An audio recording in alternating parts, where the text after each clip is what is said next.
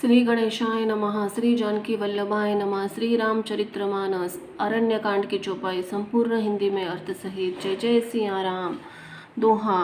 हे तात, सीता का हरण बात जानकर आप पिताजी से न कहिएगा। यदि मैं राम हूँ तो वो दशमुख रावण कुटुंब सहित वहां आकर स्वयं ही कहेगा। चौपाई। जटायु ने गीत का देह त्याग कर हरि का रूप धारण किया और बहुत से अनुपम दिव्य आभूषण और दिव्य पीतांबर पहन लिए। श्याम शरीर है, विशाल चार भुजाएं हैं, नेत्रों में प्रेम तथा आनंद के आंसू जल भरकर वह स्तुति कर रहा है।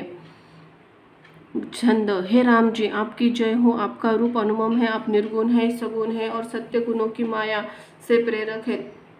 10 सिर वाले रावण की प्रचंड भुजाओं, खंड खंड करने के लिए प्रचंड बाण धारण करने वाले, पृथ्वी को सुशोभित करने वाले, जलयुक्त मेघ समान श्याम शरीर वाले, कमल के समान मुख और लाल कमल के समान विशाल नेत्रों वाले, विशाल भुजाओं वाले, भव भय से छुड़ाने वाले कृपालु श्री रामचंद्र जी को मैं नित्य नमस्कार करता हूँ।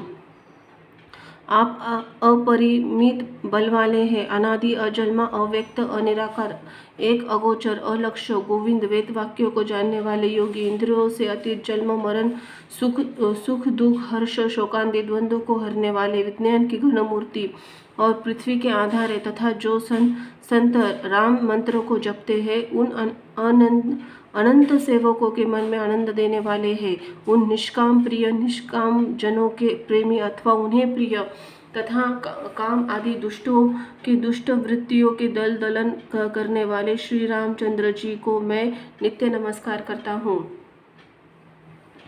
जो श्रुतियाँ निरंजन माया से परे, ब्रह्म व्यापक, निर्विकार और जन्म रहित कहकर गान करती है, मुनि जिन्हें ध्यान, ज्ञान, वैराग्य और योग आदि अनेक साधक करके पाते हैं, वे ही करुणा कंद शोभा के समूह स्वयं श्री भगवान से प्रकट होकर जड़ और चेतन समस्त जगत को मोहित कर रहे हैं। मेरे हृदय कमल के भ्रमर के रूप उनके अंग अंग में बहुत से कामदेवों की छवि को शोभा पा रहे हैं। जो अगम और सुगम है, निर्बल स्वभाव है, विषम और सम, सदा शीतल शांत है और इंद्रियों में सदा वश करते हुए योगी बहुत से साधन पर जिन्हें नहीं देख पाते हैं, वे तीनों लोगों के स्वामी रमा निवास श्री राम जी निरंतर अपने दासों को वश में रहते हैं। वे ही नित्य हृदय में निवास करें, जिनकी पवित्र कीर्ति अवगा मन को मिटाने वाली है। दोहा। अखंड भक्ति का वर मांगकर गृद्धराज जटायु श्री हरि के परधाम को चला गया। श्री रामचंद्र जी ने उनकी दाह कर्म की सारी क्रिया यथा योग्य अपने हाथों से की। चौपाई।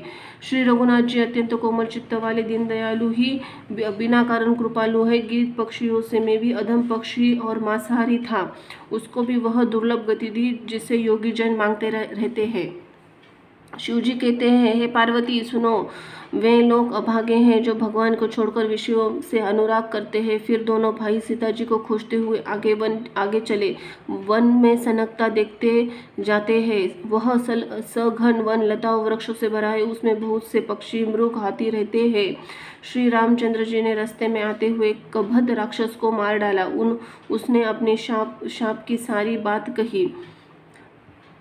वह बोला, दुर्वासा ऋषि ने मुझे शाप दिया था, अब प्रभु के चरणों को देखने से वह पाप मिट गया। श्री रामचंद्र जी ने कहा, हे गंधर्व सुनो, मैं तुमसे कहता हूँ, ब्राह्मण कुल से द्रोह करने वाला मुझे नहीं सुहाता।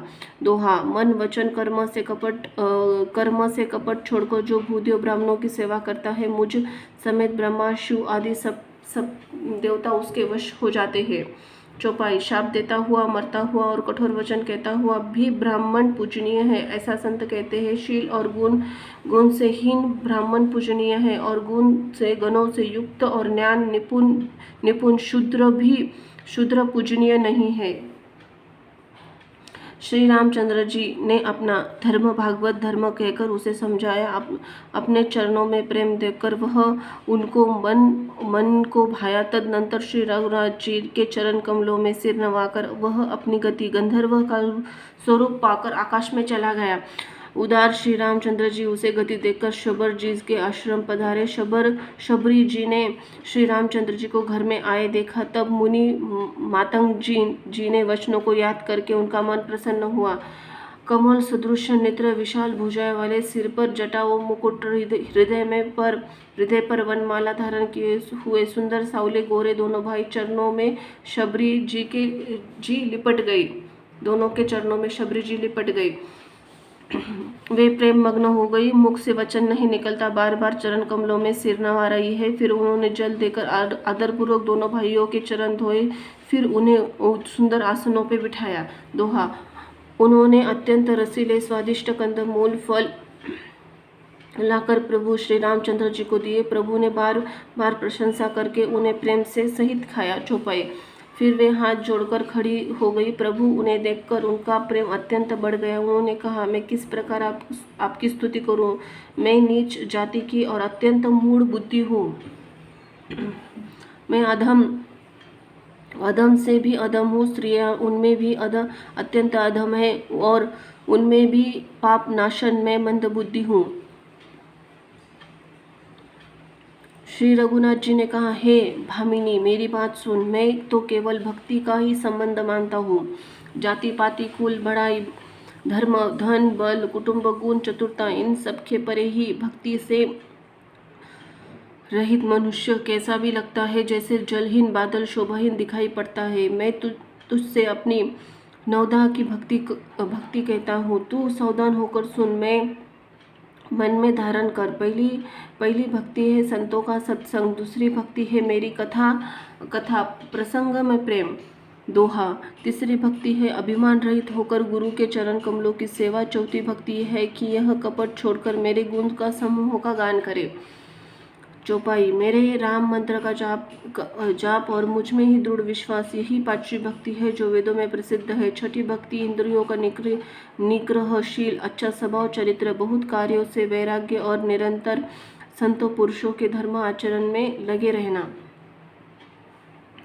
सातवीं भक्ति है जगत में भर को स्वभाव से मुझ में अतुनात प्रेम, राममय देखना और संतों को मुझसे भी अधिक करके मानना। आठवीं भक्ति है जो कुछ मिल जाए उसी में संतोष करना और स्वप्न में भी पराये दोषों को न देखना। नवीं भक्ति है सरलता, सबके साथ कपट रहित बर्ताव रखना, मेरे हृदय में मेरा भरोसा रखना और किसी भी अवस्था में हर्ष दैन्य विषाद का न होना। इन नवों में जिनके एक भी होती है, वह स्त्री पुरुष जड़ चेतन कोई भी हो। शबरी ने कहा, हे रघुनाथ जी, आप पंपा नामक सरोवर को जाइए, वहाँ आपकी सुग्रीव से मित्रता होगी। हे देव, हे रघुवीर, वह हाल बतावेगा। हे धीर बुद्धि, आप तो सब जानते हुए भी मुझसे पूछते हैं। बार बार प्रभु पद सुरु नाही, प्रेम सहित सब कथा सुनाई। बार बार प्रभु के चरणों में सिर नवाकर प्रेम सहित उन्हें कथा भी सुनाई। हे भामिनी, मुझे वही अत्यंत प्रिय है। फिर मैं तो सभी प्रकार की भक्ति दूर हूँ। अतः एवं जो गति योगिनों में दुर्लभ है, वही आज जो लिए सुलभ हो गए। मेरे दर्शन का परम अनुपम फल यही है कि जीव अपने सहज स्वरूप को प्राप्त हो जाता है। हे भामिनी, अब यदि तू गजकामिनी जानकी भी कुछ खबर जानती है तो बता। छंद। सब कथा कहकर भगवान के मुख के दर्शन कर उस चरण कमलों को धारण किया और योगिनी सह देह त्याग कर जलाकर वह दुर्लभ हरिपद में लीन हो गई, वह जहाँ से लौटना नहीं होता। तुलसीदास जी कहते हैं, अनेक प्रकार के कर्म अधर्म बहुत से मद ये शोकप्रद है। हे मनुष्य, इनका त्याग कर दो। विश्वास करके श्री रामचंद्र जी के चरणों में प्रेम करो। दोहा। जो नीच जाति और पापों की जन्मभूमि थी, ऐसी स्त्री को भी जिन्होंने मुक्त कर दिया। अहो महादुर्बुद्धि मन, तू भी प्रभु को भूलकर भी सुख चाहता है। चौपाई। श्री रामचंद्र जी ने उस वन को भी छोड़ दिया और वे आगे चले। दोनों भाई अतुलनीय और बलवान, मनुष्य में सिंह के समान है। प्रभु की वीर ही तरह विषाद करते हुए अनेक कथाएं और संवाद कहते हैं। हे लक्ष्मण, जरा वन की शोभा तो देखो, इसे देखकर किसका मन क्षुब्ध नहीं होगा। पशु पक्षियों के समूह सभी स्त्री सहित है, मानो मेरी निंदा कर रहे हैं। मानो वे मेरी निंदा कर रहे। हमें देखकर डर डर के मारे हिरणों के झुंड में भागने लगते। अब हिरनियां उनसे कहती है, तुमको भय नहीं है, तुम तो साधारण हिरणों से पैदा हुए, अंत ही तुम आनंद करो, ये तो सोने का हिरण खोजने आए हैं। हाथी हाथिनियों को देखकर लगता है कि मानो मुझे शिक्षा देते हैं कि स्त्री कभी अकेली को छोड़ना नहीं चाहिए। भली भांति चिंतन किए हुए शास्त्रों को भी बार बार देखते रहना चाहिए। अच्छी सेवा किए हुए भी राजा को वंश में नहीं समझना चाहिए।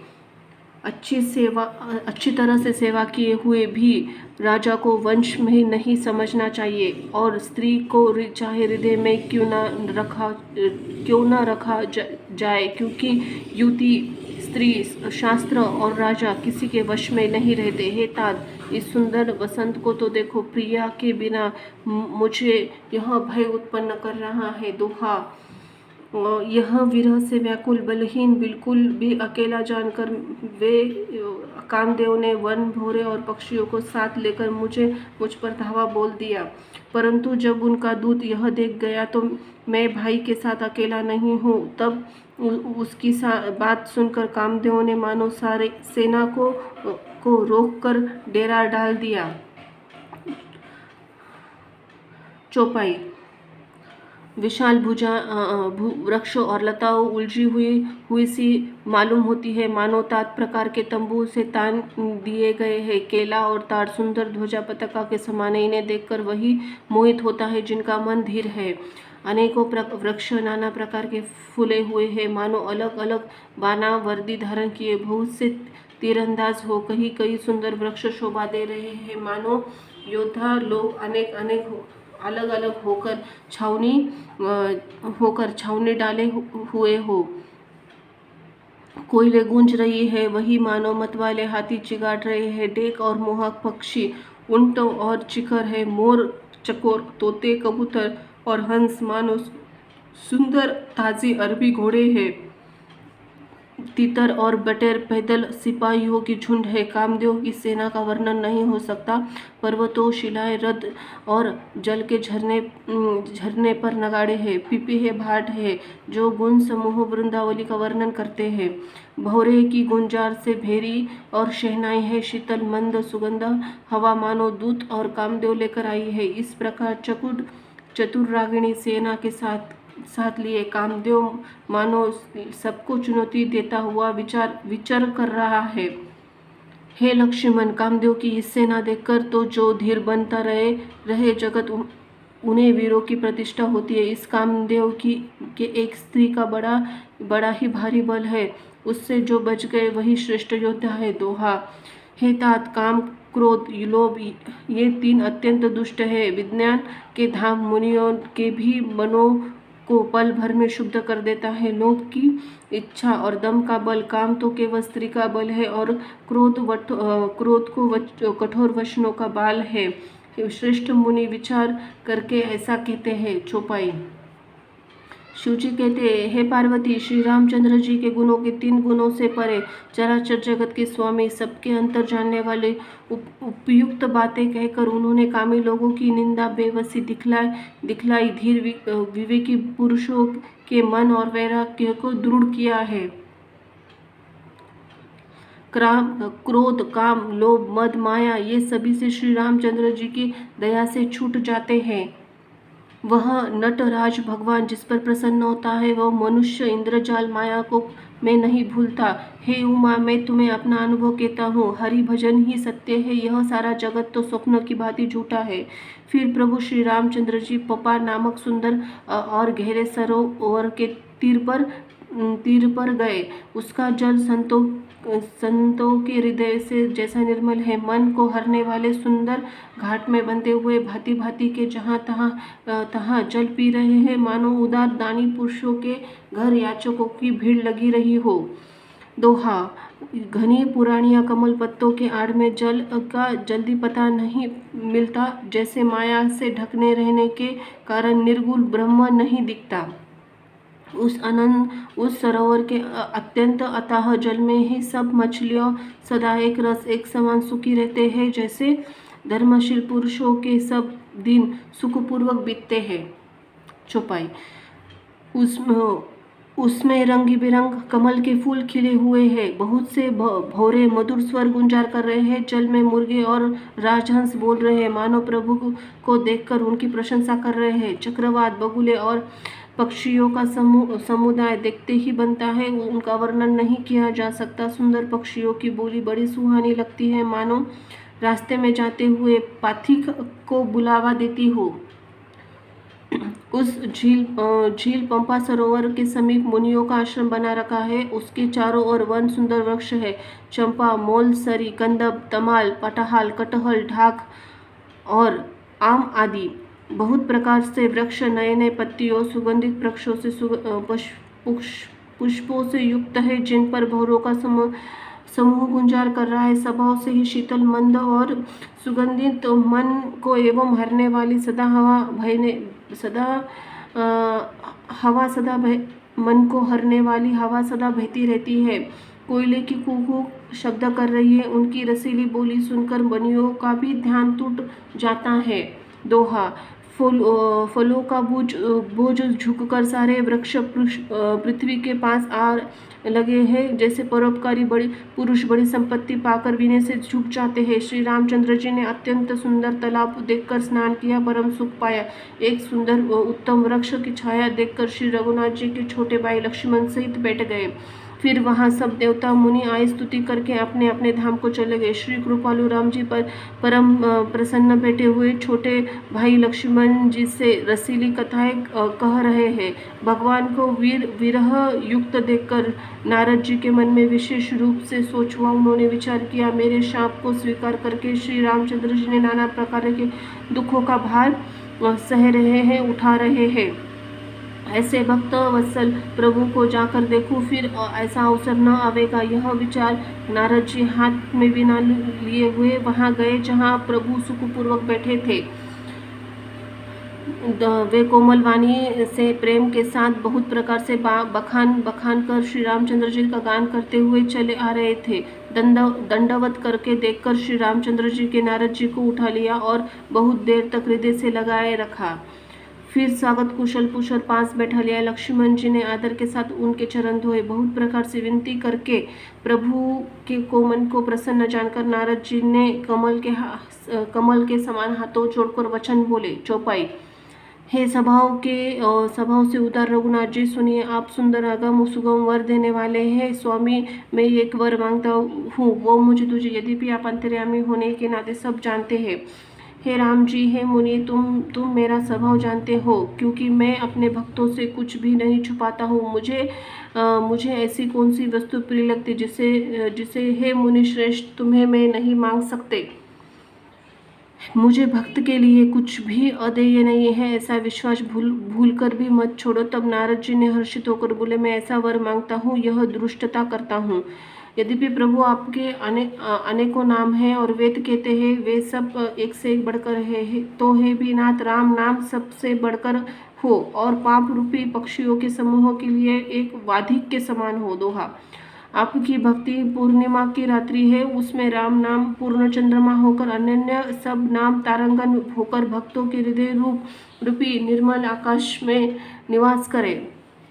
कृपा के सागर श्री रघुनाथ जी ने मुनि में एवं अस्तु तथास्तु ऐसा ही हो कहा। तब नारद जी ने मन ही मन अत्यंत हर्षित होकर प्रभु के चरणों में मस्तक नवाया। चौपाई। श्री रघुनाथ जी को अत्यंत प्रसन्न जानकर नारद जी फिर कोमल वाणी बोले, हे राम जी, हे रघुनाथ जी, सुनिए, जब आपने अपनी माया को प्रेरित करके मुझे मोहित किया था, तभी मैं विवाह करना चाहता था। हे प्रभु, आपने मुझे किस कारण विवाह नहीं करने दिया। प्रभु बोले, हे मुनि सुनो, मैं तुम्हें हर्ष के साथ कहता हूँ कि जो समस्त आशा भरोसा छोड़कर केवल मुझको ही भजते हैं, मैं सदा उनकी वैसे ही रखवाली करता हूँ जैसे माता बालक की रक्षा करता है। छोटा बच्चा जब दौड़कर अगर आग और सांप को पकड़ने जाता है तो वहाँ माता अपने हाथों अलग करके उसे बचा लेती है। सयाना हो जाने पर उस पुत्र को माता प्रेम तो करती है, परंतु पिछली बात नहीं रहती, अर्थात मातृ प्रेम पराय शिशु की तरह फिर उसको बचाने की चिंता नहीं करती, क्योंकि वह माता पर निर्भर न कर अपनी रक्षा अपने आप करता है। ज्ञानी प्रौढ़ सयाने पुत्र समान है, और तुम्हारे जैसा अपने बल का मान न करने वाला सेवक मेरे शिशु पुत्र के समान है। मेरे सेवक को केवल मेरा बल ही कहता है, और उस ज्ञानी को अपना बल ही होता है। पर काम क्रोध रूपी शत्रु दोनों ही लिए मेरे भक्त है। भक्तों के शत्रुओं को मारने जिम्मेदारी मुझ पर रहती है, क्योंकि वह मेरे पारायण होकर मेरा बल मानता है, परंतु अपने बल को मानने वाले ज्ञानी शत्रुओं का नाश करने की जिम्मेदारी मुझ पर नहीं है। ऐसा विचार कहकर पंडित जन बुद्धिमान लोग मुझको ही भजते हैं। वे ज्ञान प्राप्त होने पर भी मेरी भक्ति को नहीं छोड़ते।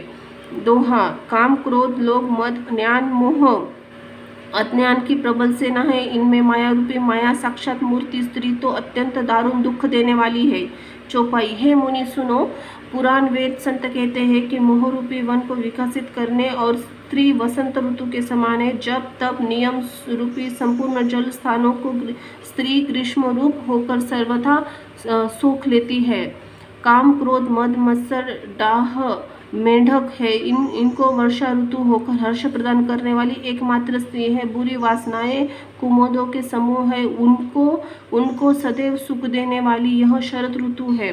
समस्त धर्मों कमलों में झुंड है। यह नीच विषयों में सुख देने वाली स्त्री हिम ऋतु होकर उन्हें जला डालती है। फिर ममता रूपी जहाज का समूह वन स्त्री रूपी शिशिर ऋतु को पाकर हरा भरा हो जाता है। पाप रूपी उल्लुओं को समूह के लिए यह स्त्री सुख देने वाली और घोर अंधकारमयी रात्रि है। वह बुद्धि बल शील व सत्य है। ये सब मछलियां हैं, और उनको फंसाकर नष्ट करने के लिए स्त्री बंसी के समान है। चतुर पुरुष ऐसा कहते हैं। दोहा। युवती की स्त्री अवगुणों को मूल पीड़ा देने वाली, सब दुखों की खाने इसलिए है मुनि, मैंने जी में ऐसा सुनकर तुमको विवाह करने से रोका था। चौपाई। श्री रघुनाथ जी के वसुंधर वचन मुनों ने शरीर पुलकित हो गया, नेत्रों में जल भर आया। वे मन ही मन कहते हैं, कहो तो प्रभु की ऐसी रीति है जिसका सेवक पर इतना ममत्व और प्रेम हो। जो मनुष्य भ्रम को त्याग कर ऐसे प्रभु को नहीं भजते, वो ज्ञान के कंगाल, दुर्बुद्धि और अभागे है। फिर नारद मुनि आदर के साथ बोले, वे विज्ञान विशारद श्री रामचंद्र जी सुनिए। हे रघुवीर, हे भय जन्म मरण का भय नाश करने वाले मेरे नाथ, अब तो कृपा कर संतों के लक्षण कहिए। श्री रामचंद्र जी ने कहा, हे मुनि सुनो, मैं संतों को गुणों को कहता हूँ, जिनके कारण उनके वश में रहता हूँ। वे संत काम क्रोध मद मुसर इन मोह मद और मत्सर इन 6 विकारों से दोषों को जीते हुए पाप रहित, काम रहित, निश्चल स्थिर बुद्धि, अकिंचन, सर्वत्यागी, बाहर भीतर पवित्र, सुख के धाम, असीम, ज्ञानवान, इच्छा रहित, मिता रहित, सत्यनिष्ठ, कवि, विद्वान और योगी, सावधान, दूसरों को मान देने वाले, अभिमान रहित, धैर्य, धर्म और ज्ञान के आचरण में अत्यंत निपुण। दोहा। गुणों के घर, संसार के दुखों के रहित और संदेहों के सर्वत्र छूटे हुए होते हैं। मेरे चरण कमलों को छोड़कर उन्हें देह ही प्रिय होती है, न ही घर। चौपाई। गुणों के घर संसार दुखों से रहित और संदेहों से सर्वदा छूटे हुए होते हैं। मेरे चरण कमलों को छोड़कर उनको न देह प्रिय होती है, न ही घर। चौपाई। कानों से अपने गुण को सुनने में संकुचाते, दूसरों के गुण सुनने में विशेष हर्षित होते हैं। सम और शीतल है। न्याय कभी भी नहीं त्यागते, सरल स्वभाव के और सभी से प्रेम रखते हैं। वे जब तब व्रत दम संयम नियम व्रत कहते हैं। गुरु गोविंद तथा ब्राह्मणों के चरणों में प्रेम रखते हैं। उनमें श्रद्धा, क्षमा, मैत्री, दया, मृदुता, प्रसन्नता और मेरे चरणों में निष्कपट प्रेम होता है। तथा वैराग्य, विवेक, विनय, परमात्मा तत्व, वेद पुराण, यथार्थ, दंभ, वे दंभ अभिमान मत कभी नहीं करते और भूलकर भी कुमार्ग पर पैर नहीं रखते। सदा मेरी लीलाओं को गाते सुनते हैं, बिना कारण ही दूसरों का हित में लगे रहते हैं।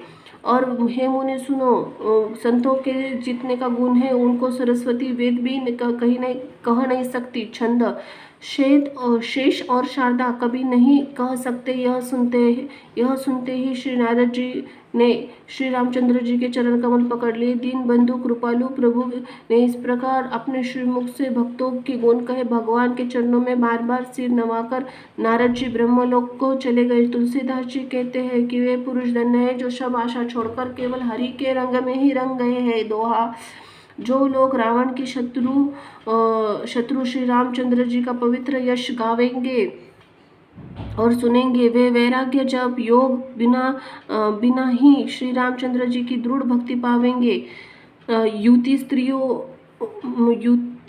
स्त्रियों का शरीर दीपक की लौ के समान है। हे मन, तू भी उनका पतिंगा न बन। काम और मद को छोड़कर श्री रामचंद्र जी के भजन सदा सत्संग कर। कलयुग में संपूर्ण पापों का विध्वंस करने वाले श्री रामचरितमानस 3रा अध्याय अरण्यकांड समाप्त हुआ। जय जय सिया राम, जय हो हनुमान जी महाराज, जय हो लक्ष्मण जी। धन्यवाद।